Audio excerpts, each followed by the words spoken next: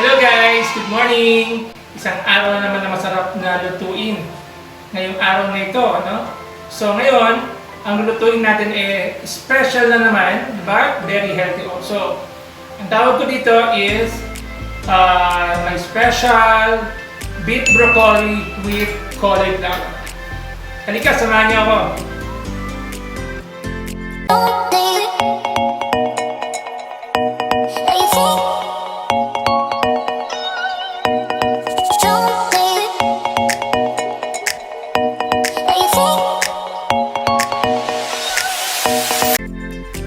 Okay guys, ito ang ating ingredients for our special beef broccoli and cauliflower.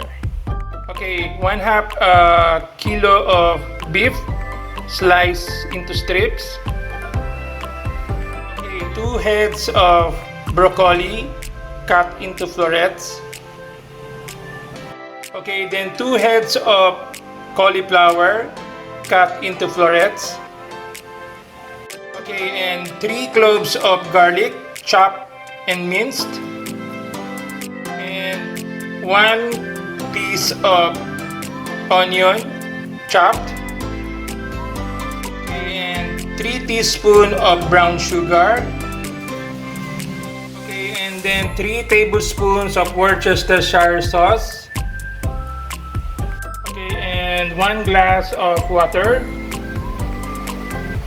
Lastly, 4 tablespoons of butter. Ayan, lutuin na natin. Okay, the first thing that we have to do is put our stove into medium only. Okay, then mainit na yung ating pan. Lalagyan natin ang ating butter. Okay. So let's put our butter. Ayan.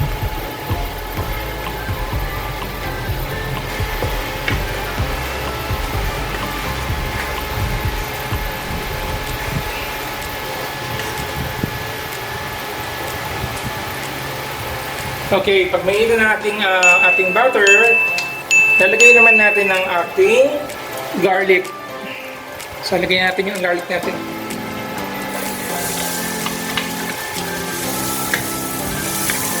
Ayan, daming garlic. Actually, isa yan sa mga nagpapasarap talaga ng pagkain. Yung garlic. Okay, pag-alagay na natin garlic, lalagay naman natin ang ating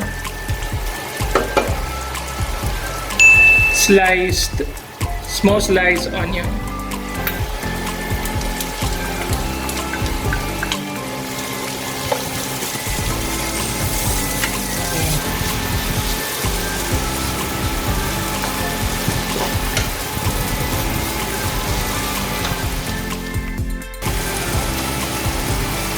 So ayan, pag malambot ng ating garlic at ang ating onion, lalagyan na natin ang ating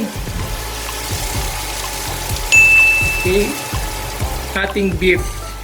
Okay? So lagyan natin yung ating beef.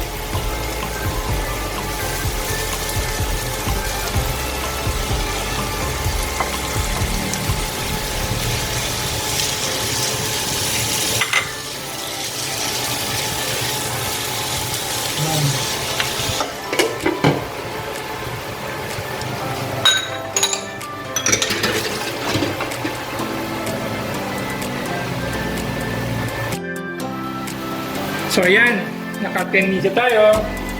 At ayan, ang bango. Medyo ma-brown down ang ating beef. So pag ma-brown down ang ating beef, ibig sabihin yan, pwede natin ilagyan ng water. Kaya natin lagyan siya ng 1 glass of water.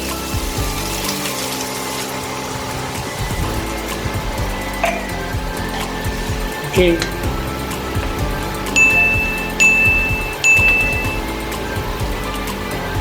Then, lagyan natin ang ating brown sugar. Lagyan natin ang ating brown sugar.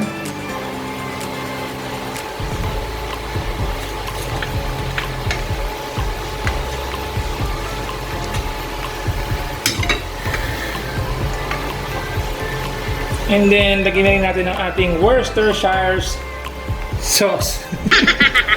Yan, Worcestershire sauce.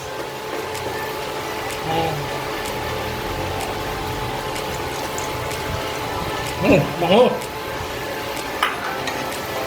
Yan. And then, let it simmer for another 5 minutes.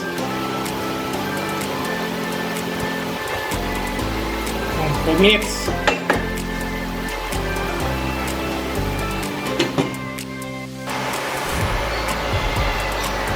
Okay, so ayan na. Tapos na ang 5 minutes. So ayan, ang bango. So ayan na yung ating beef. So it's time to put our cauliflower. So nalagay mo na yung cauliflower mo. Ayan. And then, after mo lagay yung cauliflower, lalagay mo naman ang iyong broccoli. You know, broccoli. So, ayan.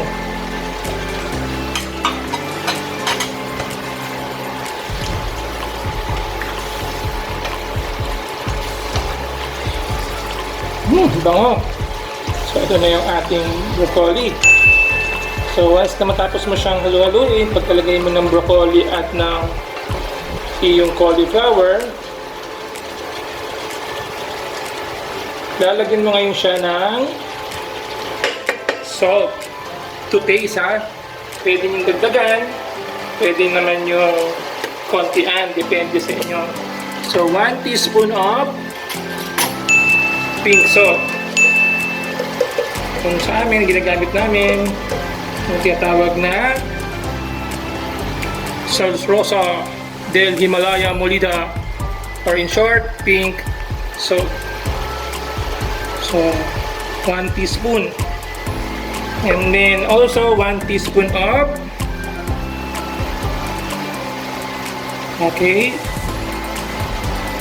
black pepper.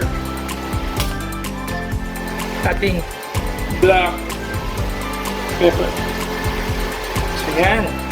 Yung bango. Yan na.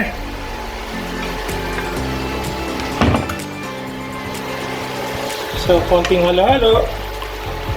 Ayan, bango. Ayan, then let it simmer. Pagkalagay mo ng salt at ng black pepper, let it simmer for another 2 minutes.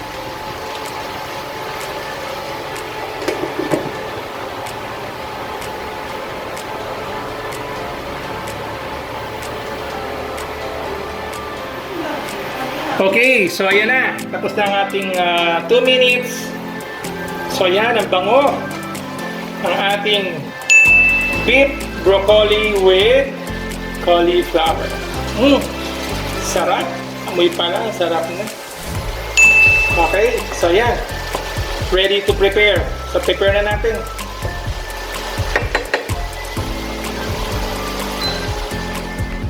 One eternity later. Okay, so yan na ang ating special beef broccoli with cauliflower. Ang sarap.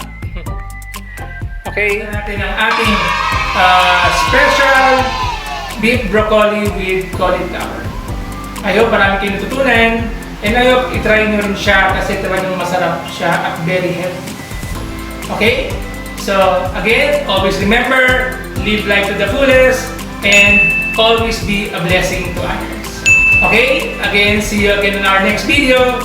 Bye!